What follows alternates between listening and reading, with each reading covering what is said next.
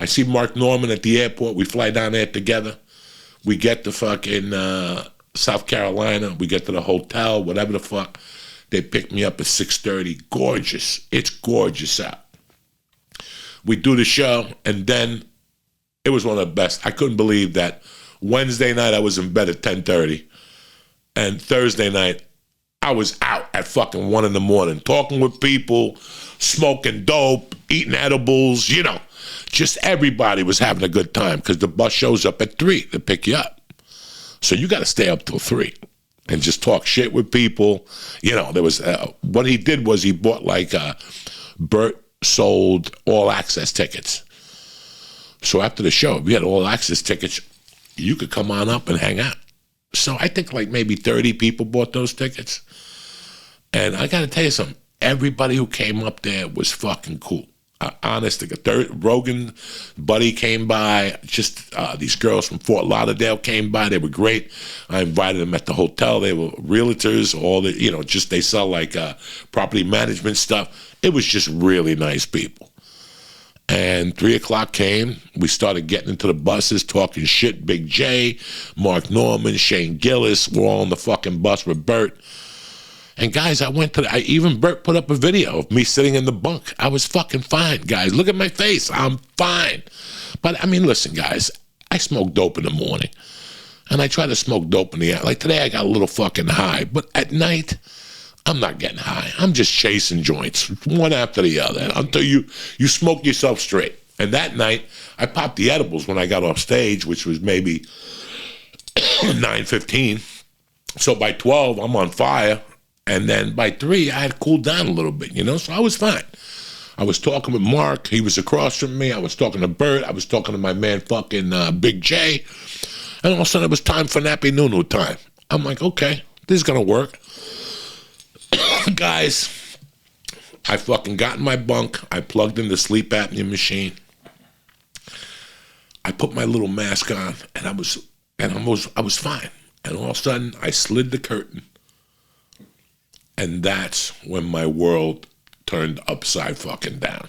It just, guys, I can't even fucking explain it. I'm still drinking liquid IV to fucking recover. Guys, my world turned around. And then I remembered in the middle of I'm like, why am I feeling like this? I started sweating profusely. My heart was beating out of fucking control. And I'm car sick. But to top it off on the car sickness, I had a bout of fucking anxiety because that curtain closed. There was no windows back there. There was nothing. It was nothing but fucking darkness. The first time I walked to that bathroom, I must have fell down 2 times. I started peeing. I was peeing every 7 minutes from the anxiety. My heart was beating so much, my body went into like fucking shock. I started peeing every fucking 7 minutes, one pee after the other. So about 5 in the morning, I just started barfing. You know, water that I drank and all this shit, and I just did not feel good. Then the shirt came off like Bert Kreischer. Sweaty, titties were sweating. You know what I'm saying? When you feel the fucking water under your tits. At one point, I was just laying there, so I had to walk to the front of the bus while I was car sick. Guys, this was the worst feeling I had. It was like vertigo meets vertigo.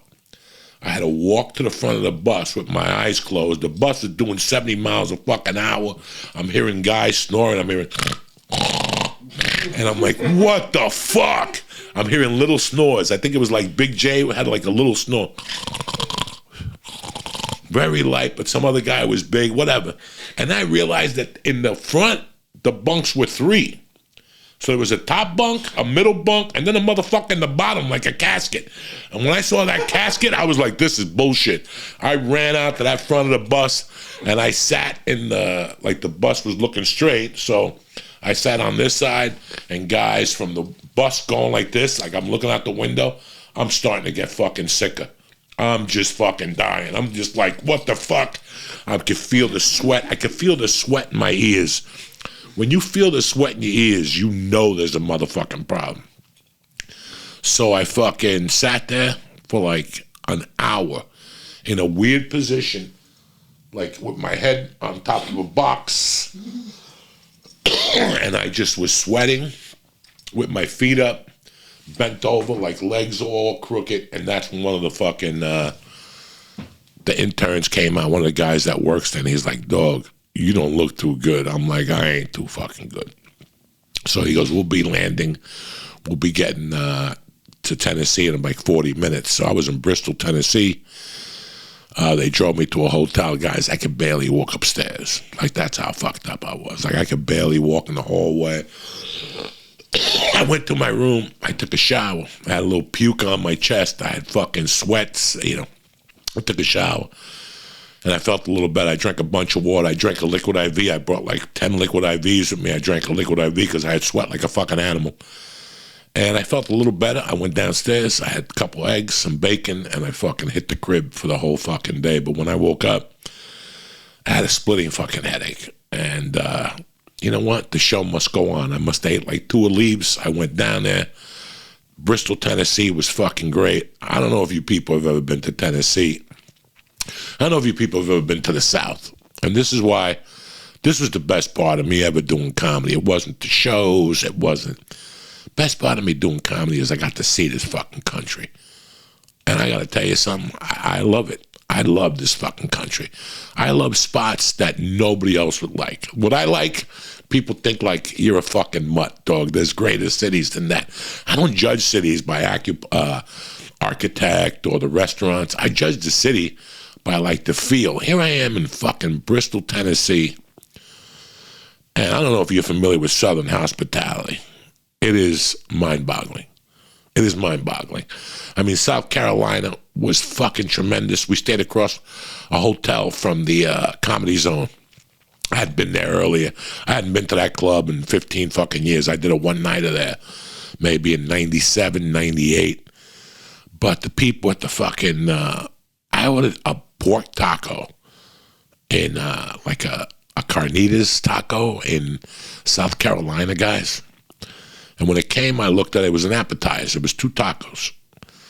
And when I came, I looked at it. I'm like, this looks a little weird. I bit into that motherfucker. The first bite, the pork was really good, right? I'm like, this is okay, but this is not. I thought they had some garnishes. Dog, I took the second bite, and that fucking taco blew up. They had beans in that motherfucker with some salsa, some cheese.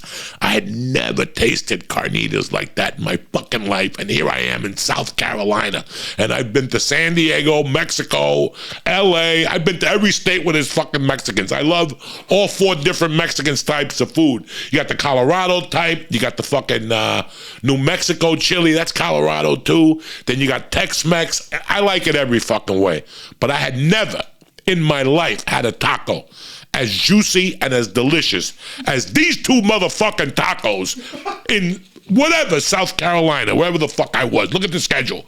I was blown the fuck away. Blown the fuck away.